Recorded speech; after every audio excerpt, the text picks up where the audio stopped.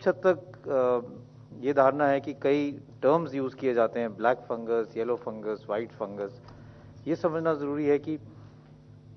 कई टर्म्स जो हैं वो मिसलीडिंग है और जिससे कंफ्यूजन ज़्यादा हो जाता है। फंगल इन्फेक्शन अगर हम देखें तो इवन जो हम ब्लैक फंगस की बात करते हैं, म्यूकरमाइकोसिस की, एक्चुअली वो ब्लैक फंगस एक अलग फैमिली है। ब्लैक फंगस का नाम इस म्यूकर के साथ इसलिए जो जुड़ गया क्योंकि जो इसका कल्चर होता है वो व्हाइट कलर का फंगल कॉलोनीज आती हैं, व्हाइट कलर की फंगल कॉलोनीज के साथ ऊपर ब्लैक डॉट्स आ जाती हैं, और वो कल्चर में अगर वो थोड़े थोड़े ब्लैक डॉट्स दिखते हैं, इसलिए एक जनरल टर्म में ये ब्लैक फंगस का नाम इसको दे दिया गया। लेकिन अगर हम फंगल इन्फेक्शंस की बात करें तो इन जनरल जो हम फंगल इन्फेक्शंस देखते हैं वो या तो म्यूकरमाइकोसिस होते हैं, जो हम आजकल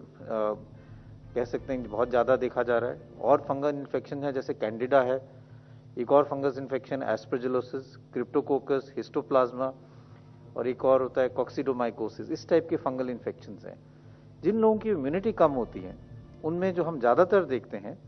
वो म्यूकरमाइकोसिस है, कैंडिडा है, या एस्परजिलस इन्फेक्शन है। म्यूकर का आपको पता ही है कि ये एक फंगस है जो अब ज़्यादा देखा जा रहा है, स्पेशली कोविड के साथ अगर स्टीरॉयड और डायबिटीज़ जुड़ा जाए। और ये जो फंगल इन्फेक्शन है ये मेनली जो है साइनसेस में, जिसको हम राइनो ऑर्बिटल म्यूकरमाइकोसिस कहते हैं, राइनो ऑर्बिटल सेरेब्रल म्यूकरमाइकोसिस, जो साइनसेस में, नाक में, साइनसेस में, ऑर्बिट जो आंख के अराउंड बोन है उसमें, और ब्रेन के अंदर जा सकता है। ओकेजनली ये लंग्स में पाया जाता है जिसको हम पल्मोनरी म्यूकरमाइकोसिस कहते हैं, और कभी कभी ये आंतनी में भी देखा जाता है, गैस्ट्रोइंटेस्टाइनल ट्रैक्ट में भी देखा जाता है। एक और फंगल इन्फेक्शन जिसको हम कैंडिडा कहते हैं, वो भी जिन लोगों की इम्यूनिटी कम होती है, लॉन्ग टर्म इम्यूनोसप्रेसेंट्स पे होते हैं, उनमें देखा जाता है। ये यूजुअली अगर मुंह में हो तो ओरोफेरेंजियल कैंडिडाइसिस, मतलब ओरल कैविटी और जो खाने की नाली है उसमें हो सकता है, जिसमें वाइट पैचेस आ जाते हैं और टंग एकदम वाइट हो सकती है। और ये और जगह भी ये फंगल इन्फेक्शन जो अपॉर्चुनिस्टिक है तो वो हो सकता है, जैसे प्राइवेट पार्ट्स पे भी ये फंगल इन्फेक्शन हो सकता है। ये ब्लड में भी फैल सकता है जिसको हम कैंडिडीमिया कहते हैं, और कैंडिडा इन्फेक्शन अगर ब्लड में फैल जाए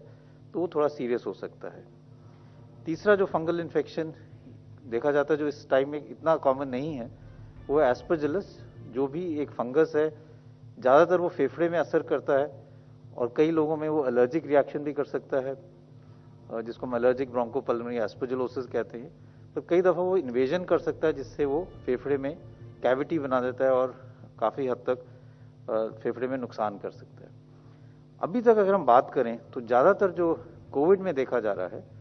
वो म्यूकरमाइकोसिस के केसेस देखे जा रहे हैं। ओकेजनली या रेयरली एस्परजिलस के केसेस भी देखे जाते हैं, जो लंग्स का अगर हम उनको किसी व्यक्ति का एक्सरे में दाग आए या हम सीटी स्कैन कराएं तो उसमें कैविटीज़ आ जाती हैं, उसमें एक क्लासिकल पिक्चर आती है जो हम कहते हैं ये इन्वेजिव एस्परजिलोसिस के लक्षण है। और कई लोगों में कैंडिडा इन्फेक्शन भी देखा जाता है। और जो फंगल इन्फेक्शन है, जैसे मैंने बात किया क्रिप्टोकोकस की,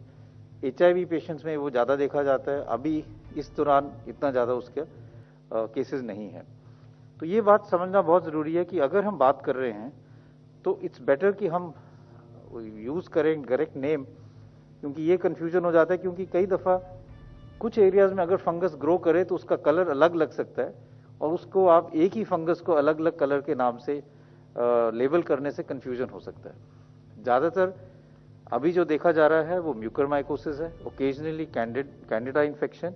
और एस्परजिलस इन्फेक्शन लंग्स में पाया जा रहा है।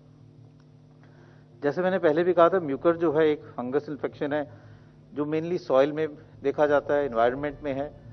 और it is not a communicable disease, यानी कि एक व्यक्ति से दूसरे व्यक्ति को वैसे नहीं फैलता है जैसे कोविड फैलता है। तो अगर एक व्यक्ति जिसको म्यूकरमाइकोसिस है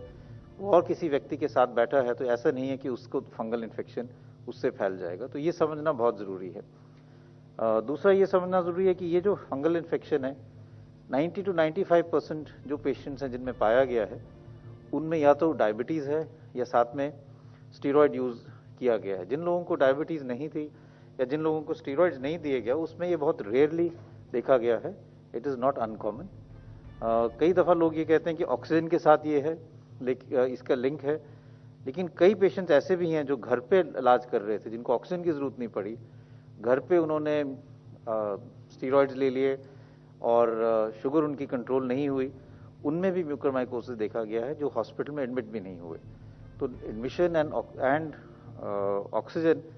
is not one factor which is definitely linked with this. Hygiene रखना तो वैसे भी जरूरी है, स्पेशली जिनको डायबिटीज है, क्योंकि अपॉर्चुनिस्टिक इन्फेक्शन उनमें ज्यादा है। तो जनरल हाइजीनिक मेजर जो हम पहले से कह रहे हैं कि रेगुलर वॉशिंग ऑफ हैंड्स, अगर आप कोई ऑक्सीजन यूज कर रहे हैं तो उसकी ट्यूबिंग प्रॉपरली क्लीन हो, जो पानी यूज करते हैं ह्यूमिडिफिकेशन के लिए, आइडियल सिचुएशन में अगर वो स्टेराइल वाटर हो तो वो बेटर रहेगा। दूसरा इंपॉर्टेंट इशू ये है कि ये समझना कि म्यूकर के लक्षण क्या हैं। अभी तक हमने जो देखा है, जो हमारे हॉस्पिटल में हमने देखा है कि मेजॉरिटी हमारे पेशेंट जो हैं उनको म्यूकर अर्ली स्टेज में हो रहा है, तब अभी वो कोविड पॉजिटिव ही हैं। ये एक चैलेंजिंग सिचुएशन होती है, क्योंकि आपको एक जिनको म्यूकरमाइकोसिस है उनकी ट्रीटमेंट जो है वो लंबे टाइम के लिए चलती है। तो शुरू में आप उनको, वो कोविड पॉजिटिव रहते हैं, 80% जो हमारे पेशेंट दाखिल हैं वो अभी भी कोविड पॉजिटिव हैं, तो वो कोविड एरिया में है। लेकिन जैसे उनकी ट्रीटमेंट चल रही है, कई दफ़ा सर्जरी भी करनी पड़ती है, डिब्राइडमेंट, फिर वो कोविड नेगेटिव हो जाते हैं, फिर उनको कोविड पॉजिटिव एरिया से फिर नेगेटिव एरिया में शिफ्ट करना पड़ता है। सो हॉस्पिटल्स के लिए चैलेंजिंग ये है to have 2 mucor wards, 1 for positive patients and 1 for negative patients, क्योंकि उनकी ट्रीटमेंट जो है वो तो कई हफ्ते चलती है, जो एंटी फंगल ट्रीटमेंट है। और सर्जरी भी जो है उसकी टाइमिंग जो है वो ज़रूरी है, क्योंकि ये भी सही है कि कोविड अगर आप पॉजिटिव हो और बहुत एग्रेसिव सर्जरी करो तो उससे मोर्टेलिटी ज़्यादा हो सकती है, क्योंकि अगर फेफड़े में कमज़ोरी है,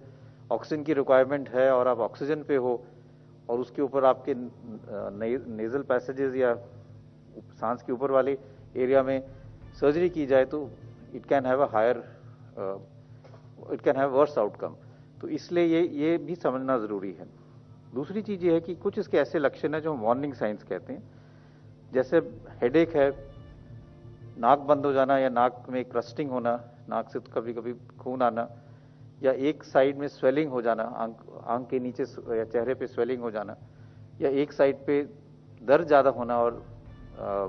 जो है सेंसेशन चेहरे पे कम हो जाना, ये सब जो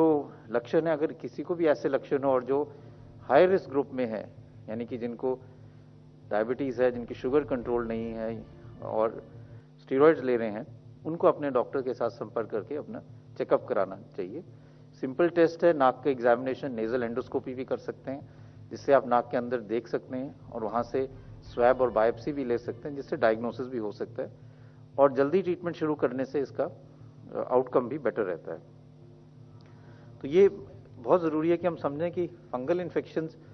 बाय नेम बेटर रहेगा रादर देन बाय कलर, क्योंकि उससे थोड़ा कन्फ्यूजन रहता है। दूसरा ये है कि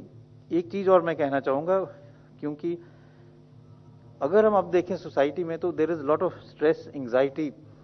इन the general public, and this is a time where there is been lot of pain, sadness because of, हर एक का कोई ना कोई जानने वाला है जिसको कोविड हुआ है या जो अपनी जान गवा बैठा है। इसलिए मैं यही कहूँगा कि we must all come together to really support everyone as society, as individuals, as people collectively.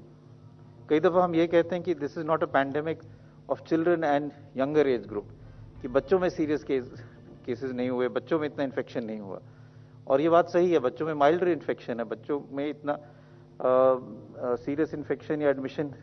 का डेटा नहीं है, चाहे हम फर्स्ट वेव की बात करें चाहे सेकेंड वेव की। लेकिन बच्चों में या यंग एडल्ट्स में कोलैटरल डैमेज बहुत हुआ है। They are the backbone of society, they are the future of the country. लेकिन अगर हम बात करें एजुकेशन की, तो gender gap in education, stress and mental issues in children and adults, smartphone dependence and addiction, interrupted opportunities, बच्चों में कुछ एजुकेशन की जो अपॉर्चुनिटीज़ थी, पढ़ाई आगे करना चाह रहे थे, सही सब चीज़ें जो है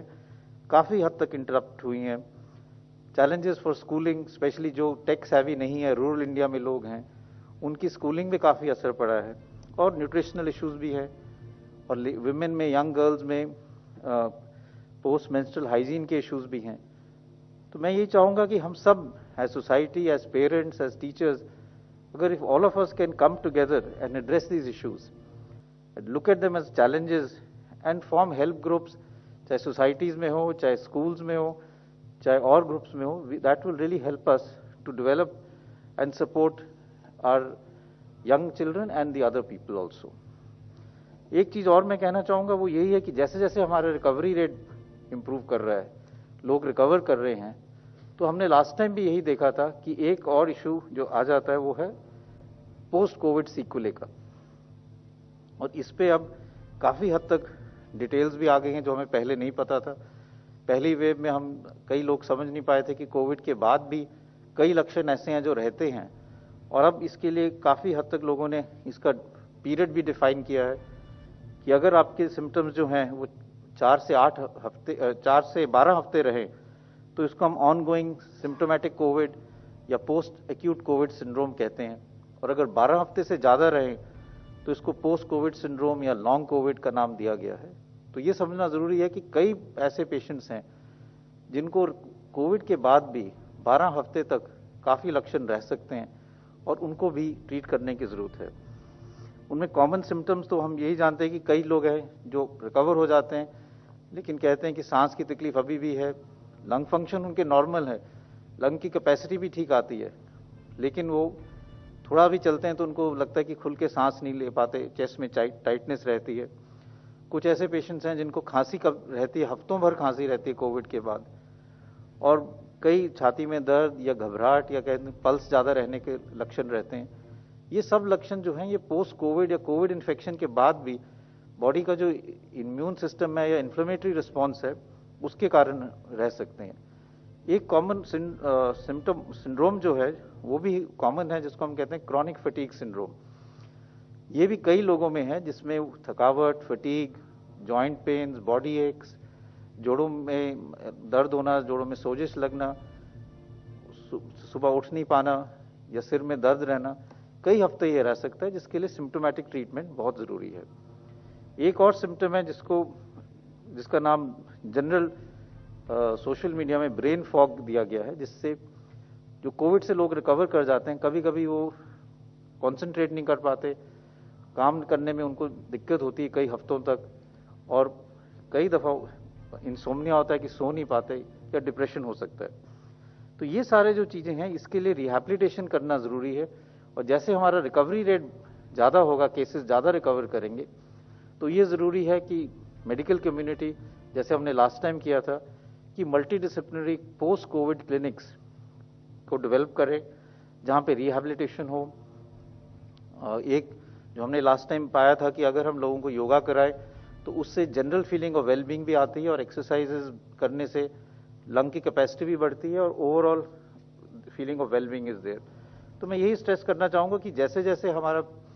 रिकवरी रेट बढ़ेगा तो हमारे पोस्ट कोविड के पेशेंट्स भी बढ़ना शुरू होंगे, and we should prepare so that we are able to manage them. Finally मैं यही कहना चाहूँगा कि जैसे अभी बताया गया कि रूरल और सेमी अर्बन एरियाज़ में अब केसेस देखे जा रहे हैं, और इसलिए ये ज़रूरी है कि वहाँ के लिए प्रॉपर डायग्नोसिस और मैनेजमेंट की गाइडलाइंस बनाई जाए, ट्रेनिंग की जाए। इस पे भी काम किया जा रहा है कि सिंड्रोमिक अप्रोच हो, रैपिड एंटीजन टेस्ट के यूज़ हो जो लोग घर पे कर सकें। अगर किसी को भी लक्षण हो जो कोविड के हों गांव में, तो उनको एकदम आइसोलेशन का एडवाइस किया जाए। उनका अगर रैपिड एंटीजन टेस्ट हो जाए तो वो करके अगर आइसोलेट वहाँ नहीं कर सकते तो कोविड केयर सेंटर में उनको आइसोलेट किया जाए, जिससे बीमारी आगे ना फैले,